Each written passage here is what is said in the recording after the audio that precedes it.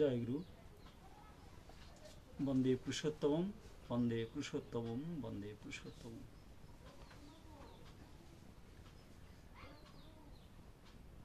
এই ক্যামেরার সামনে বা এই ভিডিওটা আপনারা যারা দেখছেন, আমার পক্ষ থেকে, নিতাই সরকার মহোদয়ের পক্ষ থেকে সকলকে অসংখ্য অসংখ্য শ্রদ্ধা, গভীর ভালোবাসা, প্রীতি এবং শুভেচ্ছা। আবার জয়গুরু। বলছিলাম, আমরা মানুষ হয়ে জন্মগ্রহণ করেছি, কিন্তু মানুষ হতে পারিনি।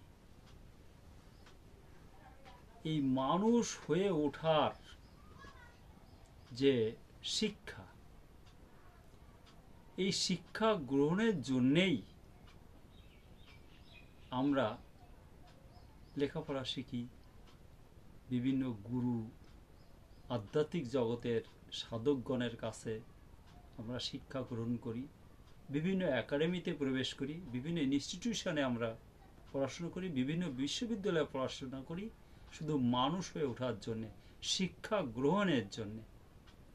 কিন্তু আমি এই কথাটি বলবার জন্যে আপনাদের সম্মুখে উপস্থিত হয়েছি।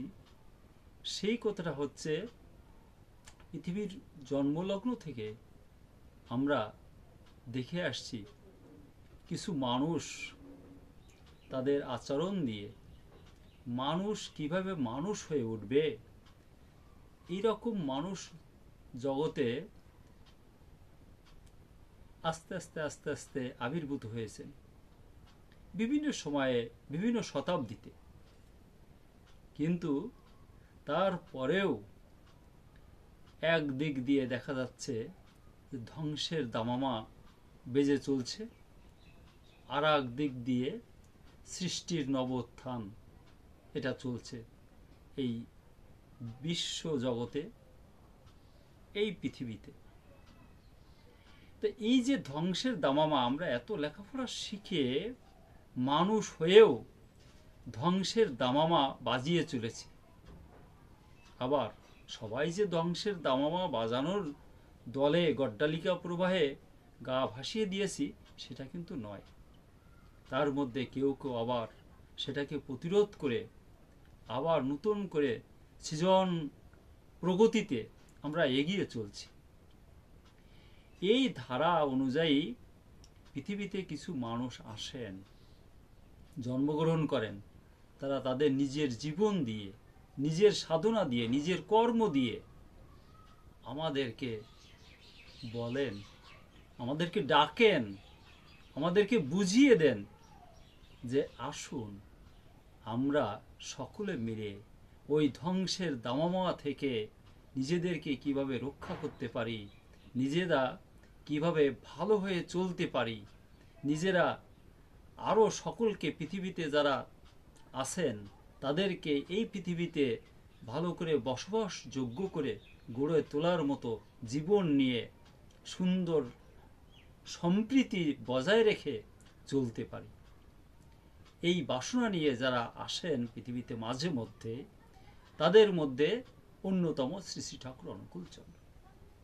শ্রী শ্রী ঠাকুর অনুকূলচন্দ্র বাংলাদেশের, অধুনা বাংলাদেশের হিমায়তপুরে, পাবনা শহরে এখন জন্মগ্রহণ করেছেন। এই পাবনা শহরের হিমায়তপুর একসময় গণ্ডগ্রাম ছিল। তিনি সেই পাবনা শহর থেকে পৃথিবীর বুকে আলোর বিচ্ছুরণ, শিক্ষার বিচ্ছুরণ ঘটিয়েছেন। সেই গণ্ডগ্রাম হিমায়তপুরে পৃথিবীর বিভিন্ন দেশের প্রথিতযশা ব্যক্তিবর্গ তার রাতুল সংস্পর্শে এসেছেন। তার অমীয় বাণী তারা গ্রহণ করেছেন। জগতের বুকে তার আদর্শ মতো, জগতের বুকে তার কাছ থেকে যে উপদেশ পেয়েছেন সেই উপদেশ গ্রহণ করে তারা তাদের কর্মস্থলে ফিরে গেছেন। এই রকম এসেছেন দেশবন্ধু চিত্তরঞ্জন দাস, মহাত্মা গান্ধী, রেয়ারচার হাউজারম্যান আমেরিকা থেকে,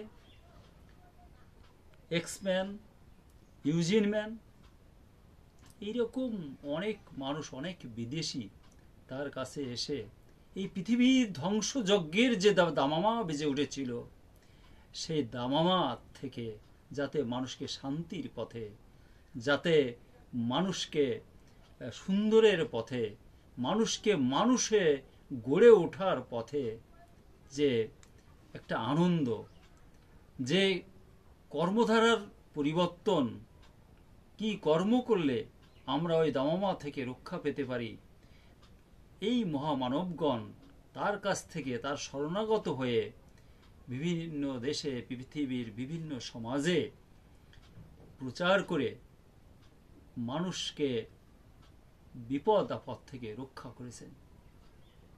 এই হচ্ছে ঠাকুর অনুকূলচন্দ্রের আবির্ভাবের একটা বিষয়। তার কাছ থেকে আমরা পরবর্তীতে আরও কি কি বিষয় অবগত হয়েছি, কেন তিনি আমাদের এসে আমাদেরকে আরও উন্নত জীবন, উন্নত ধারার বৈশিষ্ট্যে রূপায়িত করবার চেষ্টা করেছেন, সেই বিষয়ে আমি পরবর্তী ভিডিওয়ে আপনাদেরকে জানানোর চেষ্টা করব। জয়গুরু, আপনারা সকলে ভালো থাকবেন, সুস্থ থাকবেন।